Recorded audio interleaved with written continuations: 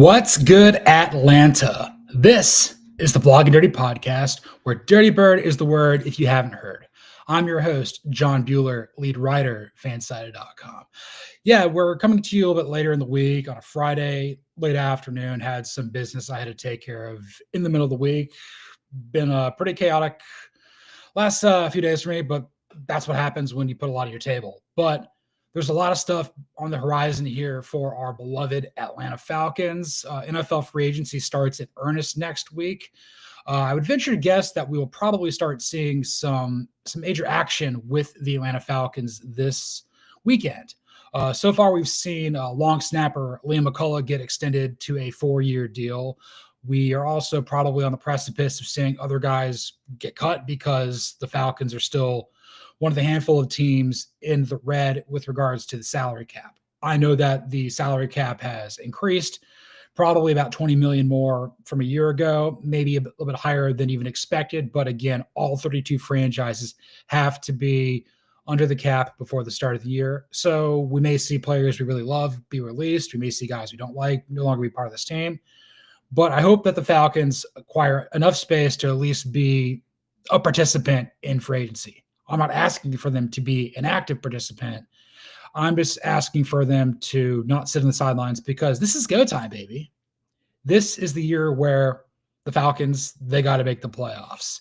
I'm not saying it's going to cost Raheem Morris's job. It might do the same when it comes to Terry Fontenot, who's been here for a coaching staff longer than him.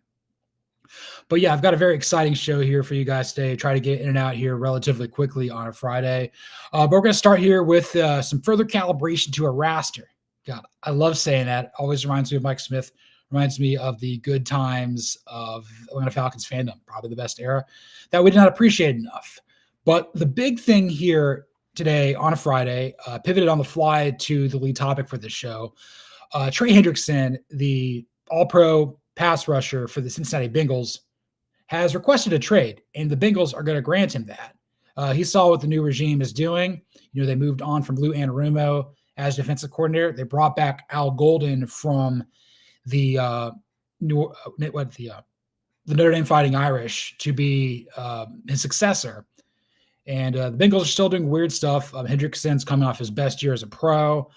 But we're looking at a guy that, you know, I still think like early 30s, maybe right about 30, looking for one more big contract. And one of the teams he was tied to was the Atlanta Falcons. Yes, FS or Fox Sports NFL insider Jordan Schultz said that the Falcons and the Commanders were kind of the two teams to watch to potentially trade for Trey Hendrickson. I've seen some recent odds. I think the Commanders are plus 150 to get him. I believe the Bears have better odds. I think the Packers and the Patriots are right there too. Falcons are at like I think plus 600. So they're very much a player here. But should they be a player here? I think that's the bigger question. I wrote about this earlier for fansided.com that it would take quite a lot in terms of draft capital to be able to acquire Trey Hendrickson. I used it over the cap. This is just the best way for me to kind of see what may be required to make a trade. So Hendrickson, I think he's valued at somewhere around $21 million for the season. This is the last year he's under contract with the Bengals. So whoever trades for him would hopefully have to give him an extension because that would be a very high-priced rental. Hendrickson previously played in division with the Saints. He was there in New Orleans from 17 to 20, the same time frame that Terry Fontenot was there. They both left for different teams in the offseason in 21. Obviously, Hendrickson got a big payday with the Bengals, and Terry Fontenot got an opportunity of a lifetime to be the general manager of the rival Falcons. But for me, I think like at this point, you're going to have to give up a first-round pick to get Trey Hendrickson. Maybe 26.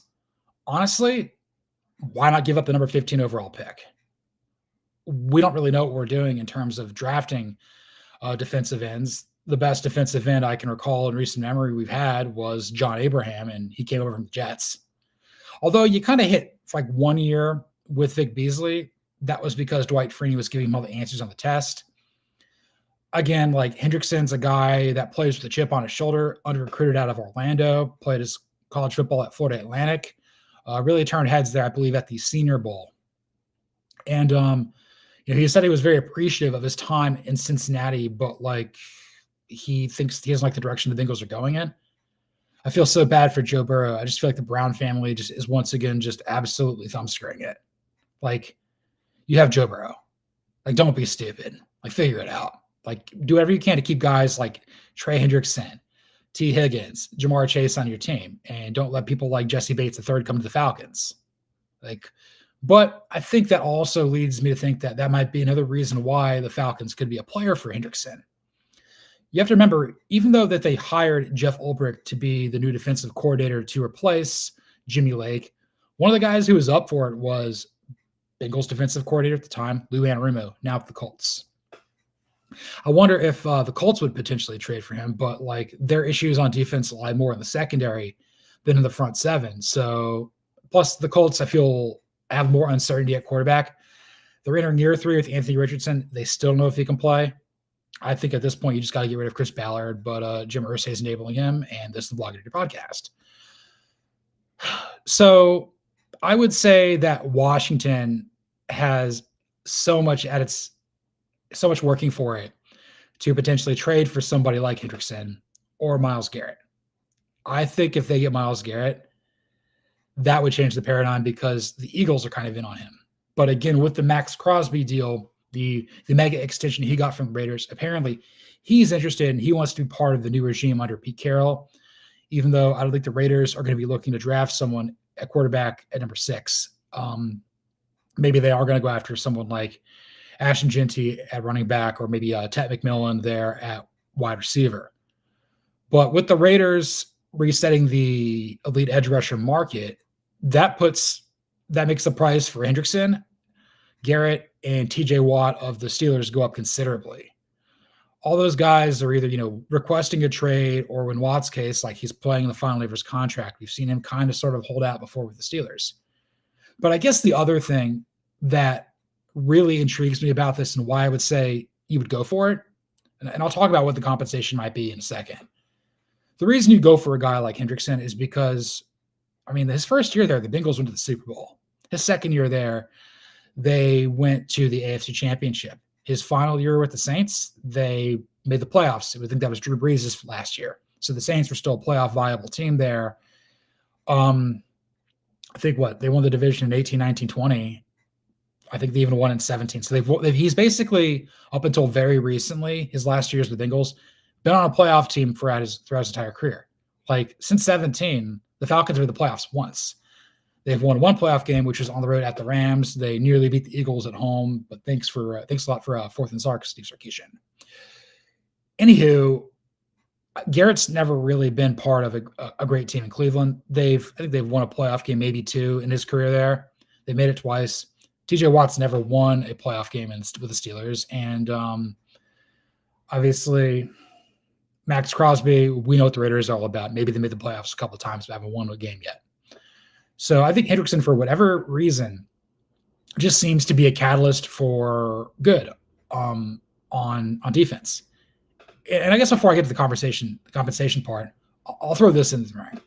I think it's very interesting that Sam Hubbard opted to retire earlier this week. He's the other edge rusher of note for the Bengals. He's a hometown kid. He grew up at Cincinnati. He played at Moeller High School, went to Ohio State, got drafted by the Bengals, spent 7 years there. Not as good as Hendrickson was, maybe more highly touted coming out of Ohio State than Hendrickson was out of FAU. He also had that really great play where he took that fumble recovery back from the goal line versus the Bengals. He'll always be remembered in Houday Nation for that.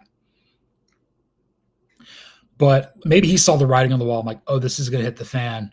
Obviously, the Bengals are the cheapest organization out there. That's why they're the least valuable franchise in the NFL, despite having Joe Burrow. Again, make it make sense. But like when you're this mom and pop, when you're this beholden to an octogenarian, and then the next team down the pipeline, next ownership figurehead, which I think would be his daughter, Katie Blackburn, I'd be very concerned for the Bengals as well. As far as the Falcons, you have to try. And I think you got to give up a first-round pick. The problem with that is a first-round pick, it's probably only valued at about $10.8 million. With the 15th pick, it's valued at like 11, a little bit over 11. So maybe 11.3, 11.5, 11.8. So maybe like within 500,000 or $1 million more than what a regular first round pick would be. I don't think the Falcons want to do back-to-back first round picks to the Bengals, but you also have to like throw other stuff to make the contract work. You don't have a lot of draft capital this year. Maybe give them a player. I think I said like give them the number 15 pick this year, next year's second, and then next year's fourth round pick for Trey Hendrickson. You have a first next year, which you can trade back, get more draft capital. You have a third round pick. You could probably do something with there as well. Maybe get some compensatory if you let guys walk. But I think like you got to sign him, and then you got to trade for him and sign him. Like basically you trade for him and then you give him a 3-year extension. I don't know if you're going to be able to eclipse what the Raiders gave him or gave Max Crosby, but maybe something a little bit less than that, which I think would be good for the Falcons because, well, they know the risk that they're taking on by bringing in a pass rusher. This is not their forte. It's pretty much anything but their forte. And then that basically means that like whoever trades for Myles Garrett or wherever TJ Watt ends up, I think he stays with the Steelers, they're going to pay more. So it's going to make the Hendrickson contract look less. It's going to make the Crosby contract look less. And, keep in mind, you also have Michael Penix Jr. under a rookie contract. He's entering year 2, and you have 5 years of control before you even think about maybe extending him. He's got the 5th-year option. If you trade Kirk Cousins, maybe you get some of that off the books. You're only going to have him under contract for this year, so that comes off. So you can afford to extend Hendrickson, in 26. There's other players here. And I know that Atlanta was kind of intrigued by Garrett, but I think it's interesting that Hendrickson is more of their guy. So I think they got to go for it. Last little thing here before I move on, because this topic is hot, and I'm really excited to bring it here with you guys. I think this is an opportunity where the Falcons can take advantage of the Bengals. Again, the Bengals are very mom and pop in all of this. They do very well with drafting with where their picks are. They get the most bang for their buck with those picks. Duke Tobin's fantastic at what he does, given the constraints of his job because of Mike Brown. They do their homework in free agency. They go out there, they get guys like Trey Hendrickson. They've made plays like this before in free agency. They also let guys walk, but they do it like before they decay. The thing is, Bengals do not trade, especially in the draft. Like where they're picking is where they're picking. They're not going to move up and down the board. They're content on doing their own thing. So maybe a lack of practice, that could be to the Falcons' advantage in potentially getting the best deal for Hendrickson. Needless to say, I'm intrigued. Moving on to our next topic, we're talking about a guy who may be coming to the Falcons. Let's talk about a guy who may be leaving the Falcons. Let's go some look good, feel good, pay good, play good. It's looking more and more likely that friend of the program, Drew Dalman, may be out of his way in Atlanta. The price that he is going to command in free agency may eclipse what Atlanta can do to retain him. I would love to bring him back because, again, I've seen some horrible Falcons football when we do not have a good center. The in-between from Todd McClure to Alex Mack was so beyond painful. I swear I say this on the show at least once a week. It feels like we're snapping hockey pucks down there with Mike Person. And Drew Dalman was a step up. He basically won the job over Matt Hennessy, who they thought it was going to be. But I would also say Ryan Nuzels kind of came in there and played very well when Dalman was hurt. So for the money, maybe they can go with that direction and use the salary somewhere else. Again, I don't think this is a very deep center market in terms of free agency. Again, I haven't really looked too much into the draft. This is not a particularly great offensive line draft, maybe some tackles, but I haven't seen any guards or centers really coming off the board in the first round. So maybe you go there into the second round pick, but then again, you leave yourself potentially exposed to drafting the next Jalen Mayfield. We don't want to do that. So as far as if Dalman leaves, the two teams that I've heard probably have the most interest in him would be the Houston Texans for sure, and maybe the Chicago Bears. I know that the Bears just traded for Joe Thuney of the Chiefs, thinking that they're going to get him to improve the offensive line. I understand that he has some overlap in Kansas City with Ryan Poles. I think it's a dumb move. Why did the Chiefs lose the Super Bowl? Because their offensive line sucked hellacious ass, and the Eagles' defensive line overpowered them.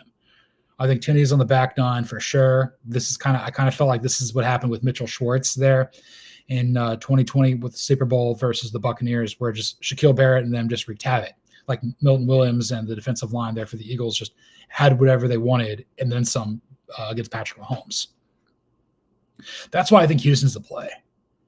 I don't necessarily know what the connection he has to Houston.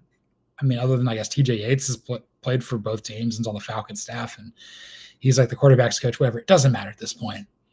I think the Houston Texans are saying, like, what is keeping us from getting to the AFC Championship? If I'm the Texans with CJ Stroud in year 3, with Will Anderson Jr. in year 3, I'm looking at the AFC and like, let's go play the Bills. Let's go play the Ravens. Let's go play the Chiefs. Let's effing go. The Texans have never been there before. And I think like it'd be a shame if like they cannot get past that glass ceiling of the AFC divisional round. They can make the playoffs. I think they're by far and away the best team in the AFC South next year. I mean, I don't even know who's second. I'm so down with Liam Cohen leading the Jaguars. Maybe the Titans can make a move there with Cam Ward at quarterback, although I think he might bust. I'm kind of more of a Shedeur Sanders guy. I think he's more polished. I think he's more ready for it. I think he's not going to do anything dumb. And then the Colts haven't won a division since I've been writing. So I've been doing this for a decade, and they haven't made the play. They haven't like won a division since Deflategate. And this is the Blogging Dirty Podcast. So this would be an opportunity for the Texans to take advantage of the Falcons' cap situation and create further separation from themselves, from everybody else in the division, and really go for it this year. Bobby Slowick, again, he got let go. I don't even know if whatever. He had a really bad year.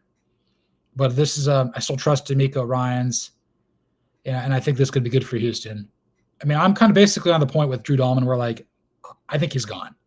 I think as much as he loves playing with guys in the Falcons like Jake Matthews and Chris Lindstrom and Caleb McGarry, and I guess now with Matthew Bergeron really stepping into the mix, this is a fun offensive line. I think it's one of the biggest strengths here with the Falcons. Not a lot of people talk about it, but it would suck to lose him. He's been a great player, but this is what happens in free agency sometimes. This is one of those things where it's like, like this is the downside for the Cousins and Penix thing. You got your guy, you got the perfect bridge to him, but the money you're putting towards Cousins, that's going to prevent you from being able to bring back Drew Dalman.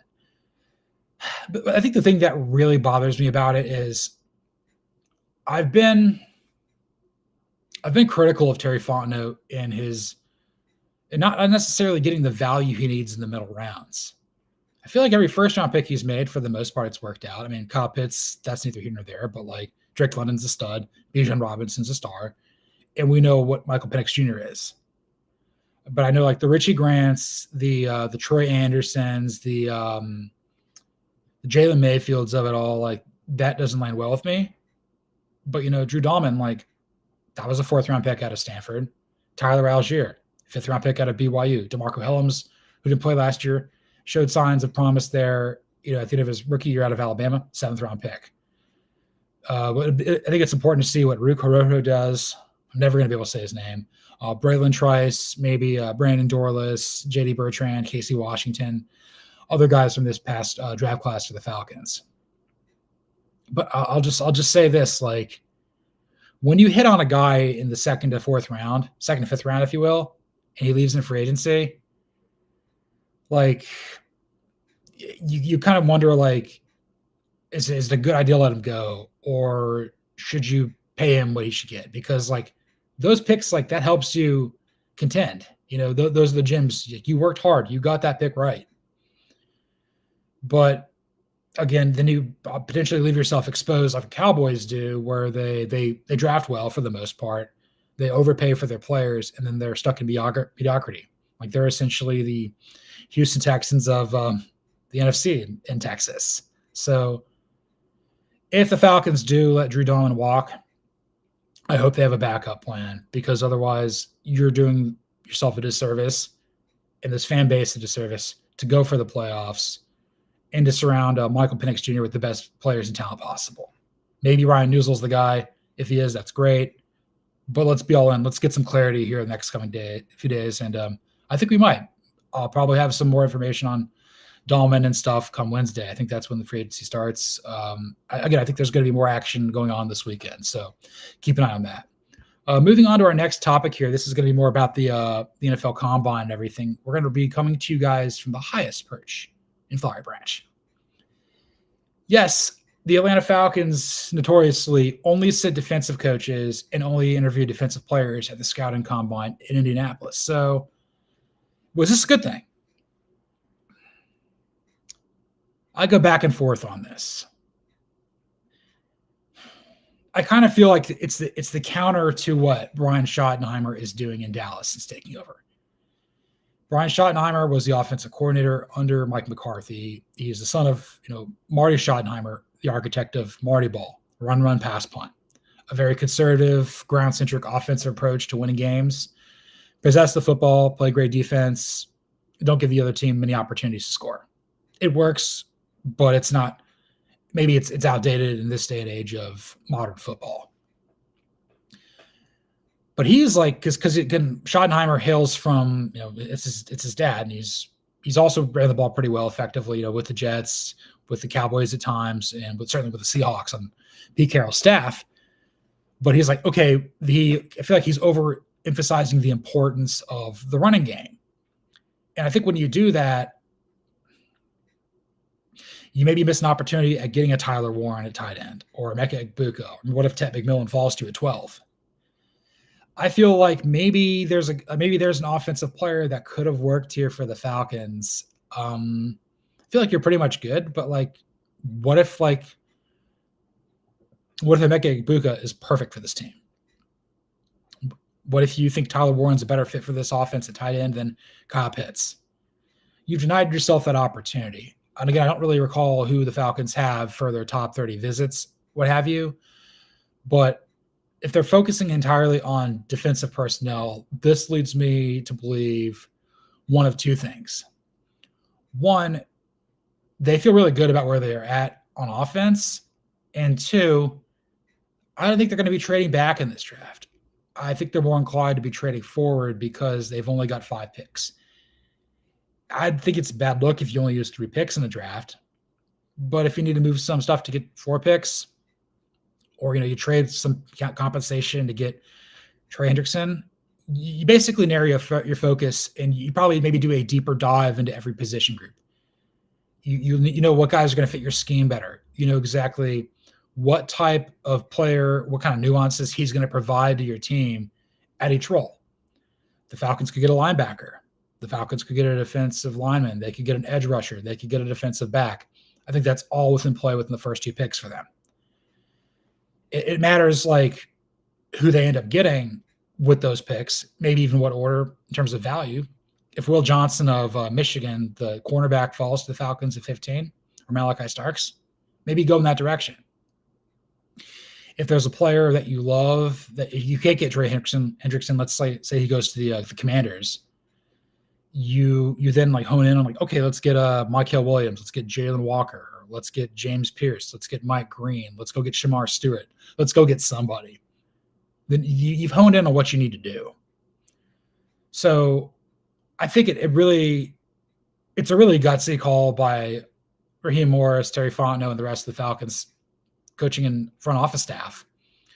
But I feel like I don't think they're going to be outthinking the room with it. I think they're just going to have a lot of information. They're going to have nothing on the offensive side of the ball. And I think when you're going for broke and you've nailed the offensive side of the draft, which maybe they go heavy defense next couple of drafts, and you kind of oscillate between that, maybe you're scouting more in that direction. The only problem is I think it adds some swing, some pendulum sort of things with your team. So Falcons offense looked pretty good at times. Defense did not. So, but I think also you're not really evaluating the players who your rival teams may be taking. Maybe the Panthers need a wide receiver for Bryce Young. Saints need a quarterback. Buccaneers need to get younger. So I don't think I would bet my bottom dollar that the Falcons are going to be the only team in the division going strictly defense, because I think nobody else in the NFL is going to do that. We're going to be an outlier. It's going to work, or we're going to be a butt of a joke again. So I understand it. I want to think it's a good idea because it's creative, it's unique. And more importantly, I think it's brave. I think it shows that you're willing to go all in here. You're putting all your chips on the table and you're not being wishy-washy. You're not going back and forth. You're not being non-committal. Maybe you're doing that with what you want to do with Kirk Cousins, trying to develop a trade market that's not there. Maybe you can, play the Raiders, the Browns for a fool. But this might blow up in their face, particularly because the Falcons have just been horrific at drafting defensive front seven players. They got to do it, and they got to address it, either a trade, free agency, draft. It's got to be better, or otherwise this team's not going to the playoffs again. So that's what happened, and so this is what it is, and this is now. So we're going to move on to put a dude on our team, bro. So as a result of the Falcons being so exclusively defense in Indianapolis, Will McFadden of AtlantaFalcons.com put forth a article of some players that did really well at the combine that could be on the Falcons' radar. Definitely check it out, but I want to talk about two players in particular here. I want to talk about Texas A&M edge rusher Shamar Stewart, and I want to talk about Kentucky cornerback Maxwell Hairston. Shamar Stewart has kind of been tabbed as the next Myles Garrett, and I don't think that's fair to him because Myles Garrett was the next Von Miller. I mean, those are two first ballot Hall of Fame level players coming out of A&M off the edge. Stewart supposedly is really explosive. I feel throughout the draft process, I feel Nick Scourton, kind of more of a Jadeveon Clowney type of defensive end, kind of more of a run stuffer, edge setter a little bit. He was a bigger prospect, but Stewart I feel has really climbed up the board. I think where Atlanta's picking at 15, if he gets up to that level, I could get there. I mean, he could go as high as 7 to the Jets because who knows what the Jets are going to do. So I think I would be in favor of this pick just because you're trying to solve your biggest need. And if he wows you and you just feel this is the guy we need here, he checks those boxes. And again, I feel Fontenot's kind of gotten the first round pick right for the most part. I don't necessarily agree with trading up for a guy like him. I don't think we have the draft capital to do it. And I don't really think there's any edge rusher in this draft worthy of trading up for. In fact, there's only 2 defensive players I think that are worth trading up for. That'd be Abdul Carter, the linebacker out of Penn State, and I think Mason Graham, the defensive tackle out of Michigan. If you think you can get up to 4 with the Patriots or Jaguars, God bless, but that's a long way to go from 15. So I think Shamar Stewart could be in play there for the Falcons at 15. Not gonna rule it out, but a newcomer to the board. Again, I think this is a guy that McFadden put in the article at the top. This may be a guy that we would take in the first round, and I think that wasn't necessarily on my radar beforehand. But anything that you're hearing it from Flowery Branch itself, I can get behind that a little bit more. And the next guy I want to talk about is Maxwell Hairston, the cornerback out of Kentucky. This might be our day 2 pick. And I think Atlanta might actually look more defensive back in the first round or second round and maybe even pass rusher, particularly if they get Trey Hendrickson. If they get Hendrickson and you bring back Braylon Trice, off of his injury, you still got Arnold Ebiketie. Maybe you don't move on from Grady Jarrett. Maybe your pass rush is set there. Maybe you take a flyer on a guy, unheralded coming out like a Trey Hendrickson, like a Max Crosby, with a day 3 pick and see what you can do there. Maybe being part of an ensemble cast will bring out the best in him, whoever that guy may be. But I think a cornerback who's played in the SEC, played for a team that's, well coached defensively in Kentucky. Harrison's got that from a former defensive back himself and Mark Stoops, if he completed that. Kentucky was not good last year. Probably the worst team, I think, in the SEC this upcoming year. I think only Mississippi State's worse, but I think I like what they're kind of doing more with under Jeff Lebby more than I see with Mark Stoops. If Kentucky doesn't make a bowl game, they might move on from him. So keep an eye on that next year. I kind of feel that Harrison's a player where maybe the Falcons trade back into the first round. Maybe they move up in the second round to get him. But again, I don't think he's a play for us at 15. He could be a candidate for us to potentially trade back and get more picks. But again, with the cap, unless they start cutting some guys or restructuring guys, like I don't think you can really afford to have more than a draft class, more than 5 people. It doesn't make sense right now. But again, I think this is a player that the Falcons could potentially take in the top 50. And I think at that point, like you're looking for guys at the combine, the Senior Bowl. I don't even think the Falcons are even at the Senior Bowl. It doesn't matter. I think once you kind of see who's on the top 30 list and you see like sort of names to places, you could be intrigued there. But right now, I think the two that really stood out from McFadden's article were definitely Shamar Stewart, the edge rusher out of A&M, and Maxwell Harrison, the cornerback out of Kentucky. Moving on to our penultimate topic here today on a Friday, we're going to give you another slice of pumpkin pie. Going to start here with the latest on Falcons NFL mock draft front at 15, what they might be able to do here. Again, I mentioned James Pierce Jr. earlier in the show. My boss, fanside.com colleague, and Fall Star co-host Cody Williams put the Falcons taking James Pierce Jr. at 15 in the draft. Hate that. I kind of think he reminds me of Vic Beasley. I could be wrong. Maybe he's the elevated version of Vic Beasley. James Pierce Jr., I think throughout most of last offseason was like tabbed to be a top 5 pick. And now you're looking at him maybe like in the 20s. Honestly, like I get this feeling deep down in my stomach with him where it's like we take him and it's the Takk McKinley or it's the Vic Beasley where like, Vic Beasley's draft, yeah, you couldn't get Dante Fowler because he was already off the board of the Jaguars. You brought him back a year later. He wasn't any good. But Bud Dupree out of Kentucky, better player, had a better career. And with the Steelers, Titans, Falcons for like a couple years ago, I don't even know where he is now. Doesn't matter. Or, you look in the Takk McKinley draft, TJ Watt was still there. And he wasn't some guy coming out of like, this wasn't JJ Watt who initially started his career at Central Michigan and transferred to Wisconsin. Like this was JJ Watt's younger brother. How do we screw up that badly? Like I don't, that pick just haunts me every day. It's now the equivalent of like the Marvin Licorice Stick Williams pick for the Atlanta Hawks when they could have had Chris Paul. They drafted the 6th man off the national championship team, North Carolina. And all I remember with Marvin Williams is him just doing this. And Chris Paul, even though he dribbles the air out of the basketball, that's a Hall of Fame level player and could have been on our team. But we got Trae Young now. So, yeah, that. I've also seen like some other ideas where like maybe Jihad Campbell, the linebacker out of Alabama, could be a pick for the Falcons at 15. I like him more at 20. I think that's a reach. Trying to be fair as I can about this. We all have our biases.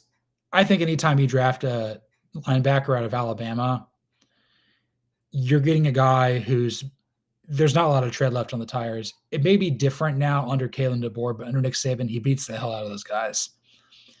Maybe CJ Mosley was the exception, but Reuben Foster didn't have a long career here. Mark Barron didn't have like a fit. There's somebody else there too. God, what is his name? I'm going to think about it off show. Rolanda McClain. Yeah, there we go. Rolanda McClain. Maybe this fits into what the Falcons need to do. I understand that they're probably pivoting off Nate Landman. I'd be much happier taking Jihad Campbell in the 20s. Again, this is a guy I thought was a top 40 pick. He's fine. It's okay. But I think at 15, you need to try to get somebody special who falls through the cracks. I think at 15, you're looking for a guy like we got in 2020 with A.J. Terrell, or the Cowboys got with CeeDee Lamb, or Ben Roethlisberger at 11 back in the day of the Steelers. You're looking for a player like that. I guess J.J. Watt to the Texans at like 11 or 12, I think. Whatever. He was right around there with Blaine Gabbert in the 11 draft. You're looking for players. You're looking for players of that ilk at 15. Like this is a player that you're thinking like, okay, he's going to make a difference for our team in a positive direction. But again, like the Falcons are going to keep this close to the vest. We may have a better understanding of what they want to do at 15 based on what they do in free agency. And maybe if they do a trade. I will say this. I think they're going to address pass rush, either in trade or free agency before we get to the draft, because I'm of the belief they're going to do both. They're going to keep throwing money at the problem until the problem's solved. And maybe they'll learn a lesson along the way, or maybe they won't. That's what they did with quarterback. It helped us. We got the guy, but financially it put us in a bad spot. So keep that in mind. So I would say if I had to have a pick right now at 15, I would hope it's Will Johnson, the cornerback out of Michigan, because I think the Falcons are going to go with an edge rusher. Because I'm pulling for them to get Trey Hendrickson. And if they get Trey Hendrickson, maybe they draft Jalen Walker, that would be awesome. Maybe take some pressure off there. But they got to get somebody like that. They got to get some guy who is just a stud in college. Like, this guy's going to work in the NFL. I'm so excited. Like Penix, everybody was high on him coming in, like in terms of talent. Like, he won the Maxwell, played in a national championship, phenomenal player at Washington, Indiana. But like, you had Cousins, and you're like, okay, he's buried. He's not going to play for 3 years. Well, he's playing and starting year 2. So I want to trust Harry Fonda. I'm not sure I can, but it's out of my control. I don't work for the Falcons. I just cover them. And moving on to our final topic of the day, we're going to do some blow the whistle or blow the whistle.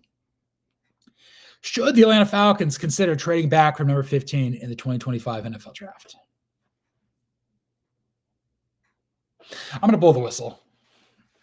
Initially, I was going to blow the whistle in a positive, but I'm going to blow it in the negative for one reason. It's not their nature. I've never seen the Falcons trade back. I've been a fan of this team since I was like 5. I've been really following this team very closely since 98. In 01, you traded up from 5 to 1 to get Vic. You traded up from somewhere in the 20s to 6 or to get Julio Jones. You traded up to get a bunch of other players before. I can't really recall them trading back. The other thing is, when you trade up, you're going to give up compensation. So nailing that pick is you're basically doing it for a guy. You know exactly who you want with that pick. When you're trading back, you're like, okay, let's just further reevaluate things. For better or worse, the Falcons kind of go with their gut instinct in these things. It's what defined Thomas Dimitroff. It's honestly starting to define Terry Fontenot. I think it's just in our ethos as a franchise. It's just what we do. Plus, I think the other big thing is there's just not a lot of cap space. And all these guys you draft and all these undrafted free agents you sign, there's only so many roster spots. This is a really talented team that's not quite there. And I would just say, like, for the most part here, I just don't see, like, the Falcons signing more than 5 draft picks. Maybe it's a first-round pick. Maybe it's a second, a fourth, and 2 sevenths, because they use the first-round pick to trade for Trey Hendrickson, Myles Garrett, or whatever. If the Falcons had more cap space, then I think they would potentially move back. But then again, that kind of runs counter. When you have a lot of cap space, that means you've drafted poorly, because those guys are hitting free agency because you're not bringing them back. So because those contracts are coming off the books, so to speak. So when you don't have a lot of draft space or cap space, you don't have a lot of draft picks, you're not going to be doing a whole hell of a lot. Which I would say, to tie a bow on it, they're more likely to move up than move back. I think, to get some more flexibility, that'd be great. I'd like to see how that works for once with this team, but I'm dubious of this. I feel like they have 5 picks now. I feel more likely they'll have 4 than they will have 7. So that's kind of where I'm at right now with all of this. So yeah, that a little bit of an abbreviated show here. So, getting out here on a Friday, I just got past the 40-minute mark of the program. So be sure to watch, like, comment, and subscribe to the Blog and Dirty podcast on YouTube. It's at Blog and Dirty FS. Be sure to, follow us on Twitter, at Blog and Dirty. You can follow me there at Buhler118. You can read all of my work on fansided.com. Again, I cover college football, the NFL nationally, and I cover the Atlanta Braves mostly, a little more baseball at this time of the season. Be sure to read all of our stuff on the Falcons on Blog and Dirty, as well as the stuff that we're putting out there, on our local site, AT All Day, my first place I ever worked here with Fansided about a decade ago. Crazy. The guys there are doing really great work there. A lot of full-time employees. Can't wait to meet them in Phoenix. Give us a 5-star review on Apple Podcasts. Really helps the show grow. In the comments there on YouTube, leave one after the show. If there's anything you want me to talk about, I'll bring it up on our show. If you want me to bring on interesting guests throughout the off season, I'm game. Again, a little bit of a hectic week for me, but that's just part of being an adult here. Can't wait to sleep in my own bed for the first time in like a week and a half. Yeah, dog sitting is a lot of fun, but sometimes you just kind of want to go back and really get some sleep.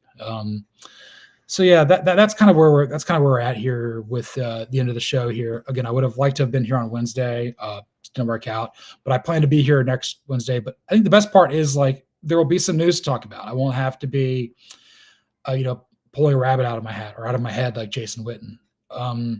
So there'll be plenty of things to talk about. I'm really excited for free agency. I'm really excited for the draft, and I'm really excited for the entire off season ahead. Once again, thanks for listening. And this is the Blog and Dirty Podcast.